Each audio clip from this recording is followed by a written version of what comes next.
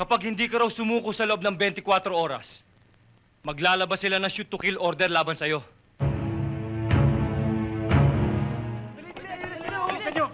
Tabi! Tabi! Tabi! Tabi! Tabi!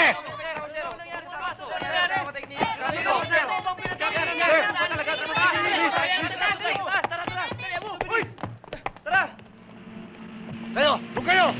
Sikalat kayo! Aray! Ba't ka ba namabato? Eh, sakit-sakit dun eh! Ikaw kasi lakas mo lumamon. Bakit pati paglaban pinakikialaman mo? Higa! Magulit tayo dyan.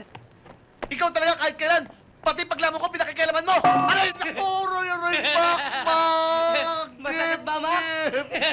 Tignan mo! Tignan mo Saan? yan! Ang sakit jeep po! Aray! Ba't ka ba namabato? Ikaw talaga kung ano yung namabato sa akin eh. Sikmitan! Ano? Nakita nyo? Hindi, sir. Hanapin nyo! Yes, sir.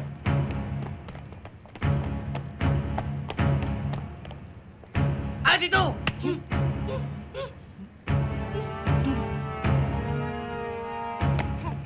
Ano ba? Huwag ka nang makialam. Sige na. Ang gulo mo, ah! Andiyan na. Nakita niyo si Captain Rodriguez? Hindi! Oo! Nasaan? Doon! Dito! Saan ba? Doon! Niloloko niyo ba ako? Oo! Hindi! Hindi! Oo! Hindi! Dali na nga! Tara! Dali!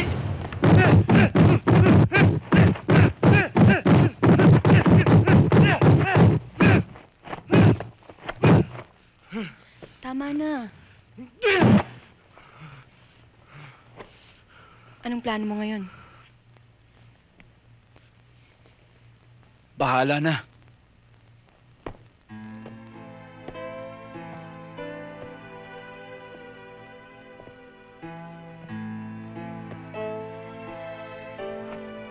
Kailangan sa loob ng 48 oras, masolve ko ang kaso. Kapag walang nangyari, si Hepe mismo huhuli sa akin. Paanong mangyayari yun? Hanggang ngayon, wala pa tayong lead kay Baklilieg. Matindi ang hangarin niya mapatay ako. Alam kong siya mismong gagawa ng paraan para magharap kami. Hindi ko akalaing aabot sa ganitong kaso. Pati ikaw pinaghahanap na ng batas.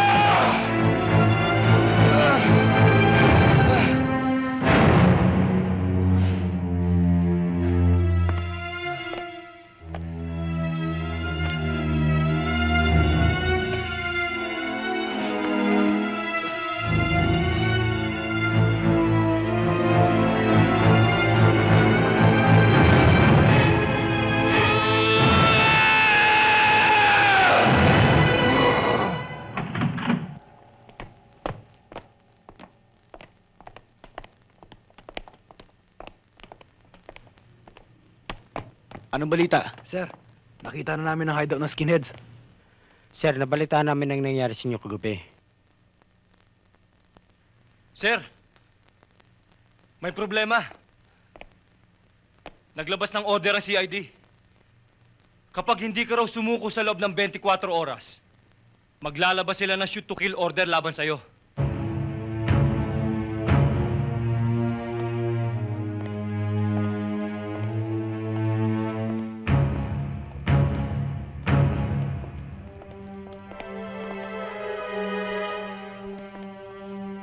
Lex, Paano ngayon yan?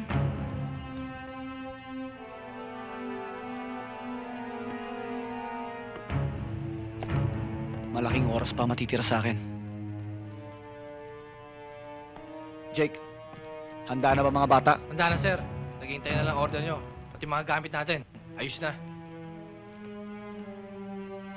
Captain Rodriguez, maraming salamat sa tulong nyo. Hindi ko makakalimutan ang tulong na ginawa nyo sa akin. Huwag ka magalala. Matatapos na to. Eric, ikaw nang bahala sa kanila. Maiwan ka na rito. Halika na.